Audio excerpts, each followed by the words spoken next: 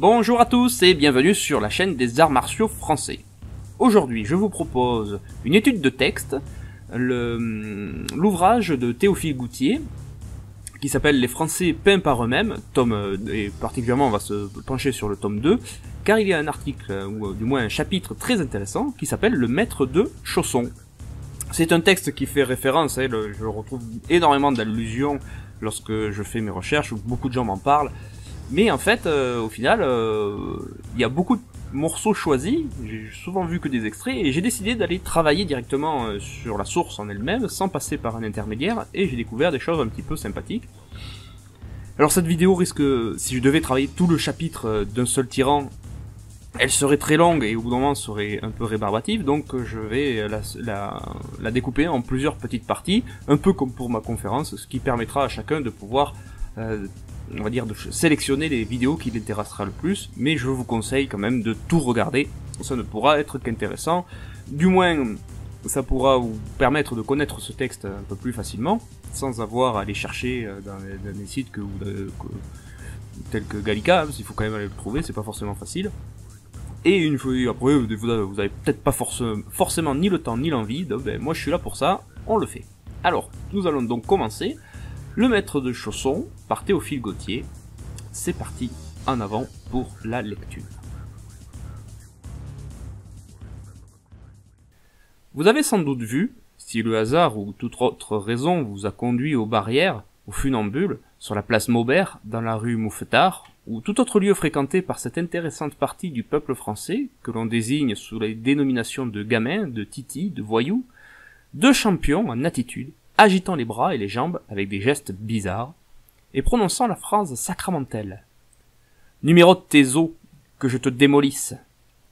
Et vous avez passé en détournant la tête, car, au bout de quelques secondes, le sang jaillissait des nez réciproques, et de larges iris ne tardaient pas à cercler d'auréoles prismatiques les yeux des combattants. C'étaient des arsouilles qui tiraient la savate. Mais si la curiosité vous pousse à vous mêler au groupe déguenillés qui entoure les athlètes crapuleux, vous entendrez un vocabulaire étrange qui surprendrait beaucoup messieurs de l'académie. La langue française n'est pas si pauvre qu'on le dit. Les malins donnent des conseils et raisonnent sur la valeur des coups. Allons, tape-lui sur la terrine, mouche-lui le quinquet, surine-lui le nez, ça t'esbrouffera. Quand on saigne, ça écœure. Est-ce que ta peau n'est pas payée à toi? On dirait que tu as peur de la gâter.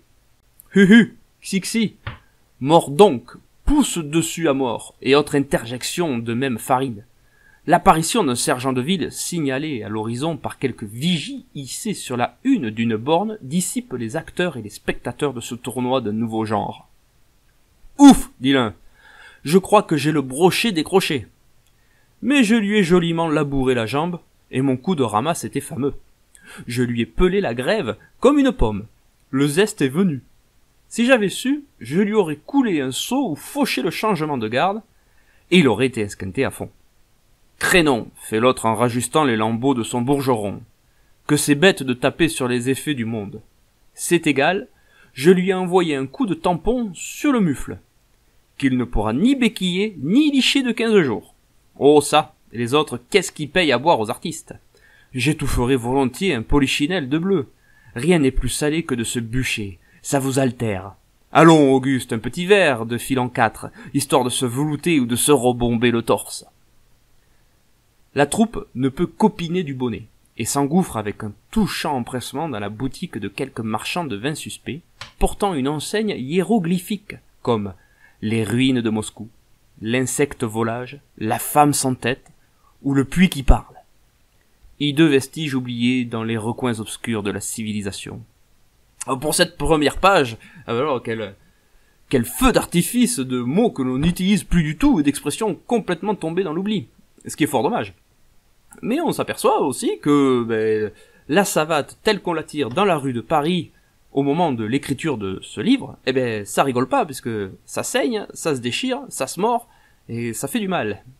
Et on est quand même assez loin de la conception actuelle que l'on peut trouver sur un ring, où le but, hormis même les combats, on ne va pas si loin dans les combats, il y a un arbitre qui est là pour arrêter, On évite d'arracher les oreilles ou de faire saigner ou d'arracher la peau.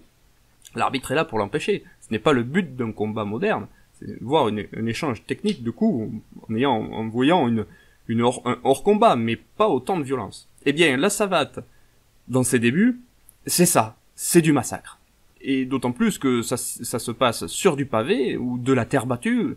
Je vous laisse imaginer les infections qui pouvaient avoir lieu si, de malheur, un des tireurs tombait à même le sol ou venait à choir dans une flaque d'eau bien pourrie. Donc, déjà, l'ambiance est posée. Quand on joue à la savate, on sait qu'on va y laisser des dents. Il n'y a pas de protège-tibia, il n'y a pas de mitaine, il n'y a pas de gants, il n'y a pas de protège-dents. Quand on y va, on y va. Et effectivement, il est à noter que nos ancêtres, ils savaient y aller. Page suivante. Les petites rues tortueuses, les bouges enfumées, ont toujours beaucoup convenu aux savatiers. La cité, ce ténébreux repère des truands et des mauvais garçons du Moyen-Âge, a toujours été leur retraite favorite. Il y a quelques années seulement de cela, lorsque Notre-Dame n'était pas encore veuve de son archevêché, les duels et les tournois avaient lieu à la pointe de l'île, près de ce pont, que l'on appelle le pont rouge, sans doute parce qu'il est peint en gris. Ce lieu désert était propice à vider les querelles qui avaient ordinairement pour motif la possession de quelques Hélènes de bas lieu. Les champions arrivaient suivis de leurs témoins, et demandaient avant de commencer « Va-t-on de tout ?» Selon la gravité de l'offense appréciée par les seconds, la réponse était affirmative ou négative. « On va de tout !» Cela voulait dire que l'on pouvait se manger le nez, s'extirper les yeux avec le coup de fourchette, s'arracher les oreilles, et se servir des dents et des ongles. Dans le cas contraire, les coups de pied et les coups de poing étaient seuls permis. Différence qui représente assez bien les duels au premier sang, et les duels à mort. Quand on allait de tout, les bottes secrètes, les coups de traître, tout était bon. En ce temps de barbarie, des maîtres montraient aux barrières, pour 2 sous, les 3 coups, crever le tympan, faire sauter le globe de l'œil et couper la langue par un coup dessous le menton. Tout ceci doit paraître à nos lecteurs et surtout à nos lectrices plus inintelligible que du bas breton, du haut allemand, du théotisque ou du grec. C'est du grec en effet, comme on le parlait jadis en argot, s'il faut en croire les étymologistes de la cour des miracles et du bagne. Cet argot s'expliquera au fur et à mesure. Nous en demandons pardon aux muses, à l'hôtel Rambouillet et au salon aristocratique. La savate, que l'on appelle aujourd'hui chausson, par euphémisme, et la boxe française, avec cette différence que la savate se travaille avec les pieds et la boxe avec les poings. Comme tous les autres arts, la savate a eu son mouvement ascensionnel, ses phases, ses révolutions. Il y a la savate classique, la savate romantique. Le savatier classique est simple comme un tragique du temps de l'Empire. Il n'emploie qu'un petit nombre de mouvements. Ses coups de pied sont bas et ne montent guère au-dessus du genou. Ses mains restent ouvertes et portent avec les paumes des coups appelés musettes, qui se rapprochent plus du soufflet proprement dit que du coup de poing. Ces musettes coiffent ordinairement le menton ou le nez. Il ne tient pas la parade et mouline perpétuellement. Il manque d'assiette et ne pourrait tenir tête à un adversaire sérieux. Son jeu est tout de tradition et de pratique. Il ne raisonne pas, et la théorie n'est pas son fort. Ce n'est en effet que depuis un petit nombre d'années que la savate a été élevée au rang d'art et de science, et s'est placée dans la hiérarchie des exercices de corps sur le même rang que l'escrime, l'équitation ou la danse. Petit aparté, c'est ici qu'on, très souvent, on voit quand les gens veulent parler de savate ancienne, de savate traditionnelle, souvent ce paragraphe est remis en avant à propos des fameuses musettes. Donc ces coups de main ouverte, et on vient chercher à taper avec le plat de la main au niveau du visage. Et effectivement, par rapport à cet article précis, on peut se dire ça, mais attention, l'auteur explique bien que ça c'est le savatier classique du temps de l'Empire. Et quand on regarde ce que fait Michel Pisseux, il y a le coup de poing aussi. Donc, est-ce qu'on peut considérer que cet article est vraiment ce passage est révélateur de toutes les techniques utilisées avec les bras par les savatiers? Ben non, assurément non, puisqu'on sait qu'ils peuvent arracher tout ce qui dépasse. Mais le coup de musette fait partie du panel de coups. Et effectivement, si on veut taper au menton, il est plus avisé de taper avec le plat de la main qu'avec le poing, tout simplement parce qu'avec le poing on peut se casser les doigts, alors qu'avec le plat de la main on tape avec du mou sur du dur, mais l'effet est plutôt à l'avantage de celui qui tape que celui qui reçoit.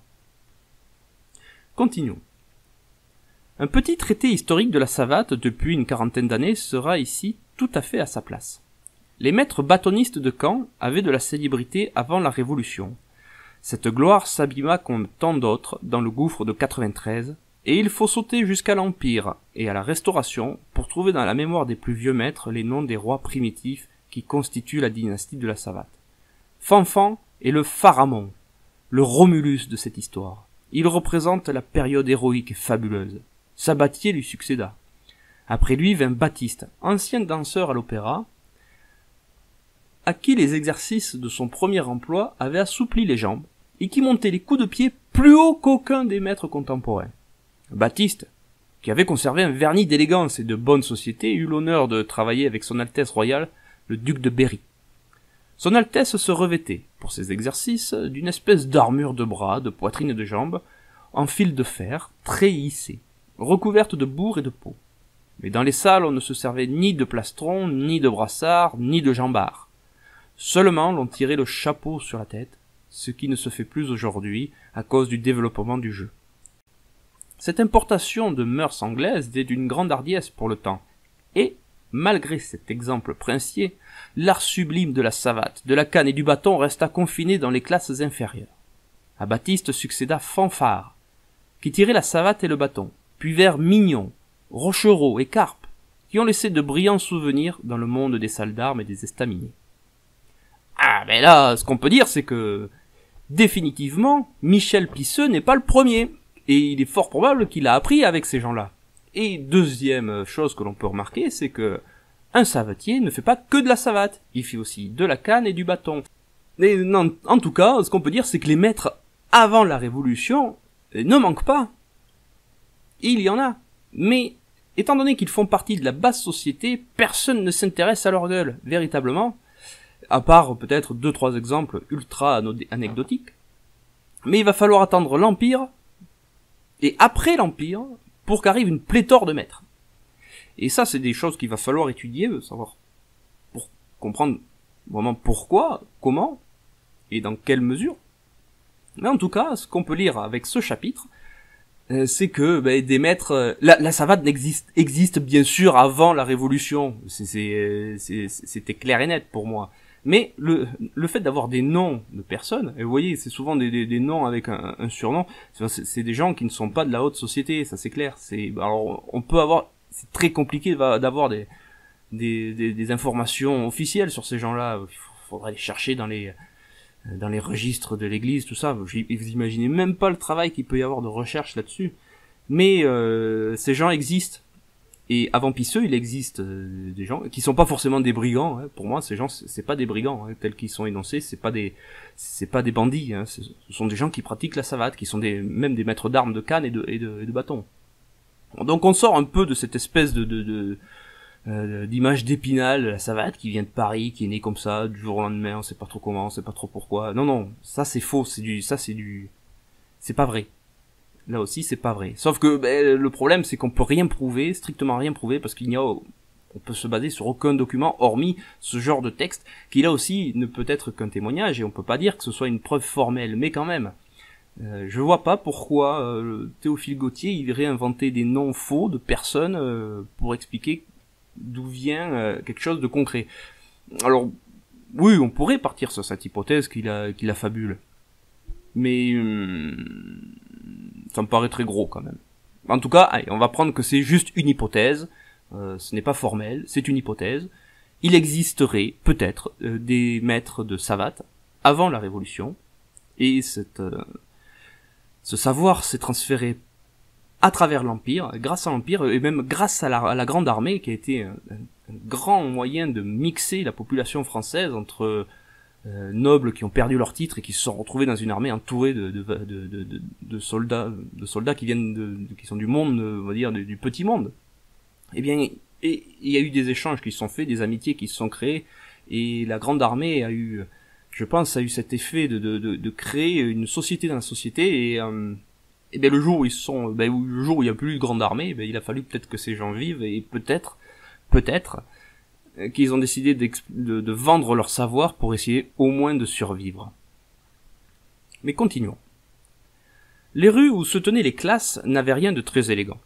Le vieux Champagne, ancien marin, demeurait rue Mouffetard, et François avait sa salle rue de la Mortellerie. Quand nous disons salle, nous avons tort. C'est cave qu'il faudrait dire. Les assauts avaient lieu effectivement dans une grande cave. Les élèves étaient, en général, des ouvriers ou des garnements suspects. Toulouse et Gadou montraient la savate aux maçons de la grève. Pour le chausson, on tirait les coups bas, les temps d'arrêt à demi-hauteur, on courait beaucoup, et l'on moulinait des bras. Le jeu du bâton n'était pas développé, et se composait principalement des coups debout, découpés et d'enlevés dessous. La canne se tirait comme le sabre. Patatras, patatras, le mot est dit, la canne se tirait comme le sabre. Eh oui, eh oui, eh oui, eh oui, eh oui. Eh oui, mais là, voilà, encore un chapitre très intéressant. Et ça rejoint tout à fait mon idée que je me suis fait et que j'explique à tue-tête. On ne pratique pas que la savate, que la canne, que le bâton, on pratique tout. C'est l'art martial mixte français, ça existe depuis des siècles. On nous vend un sport ultra futuriste tel que le MMA, mais en fait le MMA c'est la reprise d'une idée qui est vieille comme le monde. Et sauf que à l'époque ils s'arrêtaient pas à la boxe ou à la lutte, ils mettaient tout avec. Voilà, on apprenait tout. Voilà, c'est la fin de cette première vidéo. J'espère qu'elle vous aura plu. Si je vois que il y a un certain engouement sur ce type d'exercice, de lecture, eh bien on va continuer. Alors je finirai quand même la série sur ce chapitre parce que je pense que c'est quand même très important de le travailler. Mais voilà, s'il y a d'autres livres qui peuvent intéresser, ou si le timbre de ma voix vous plaît lorsque je lis, eh bien ma foi, je ferai d'autres petites vidéos de lecture commune, lecture communautaire. Voilà, en attendant, amusez-vous bien, entraînez-vous bien, portez-vous au mieux, gardez le moral en ces temps difficiles. On peut pas dire que ce soit 2021 soit bien parti, mais bon, c'est comme ça. Travaillons ensemble et on verra bien jusqu'où on arrivera à force de gratouiller. Allez, à la prochaine, ciao!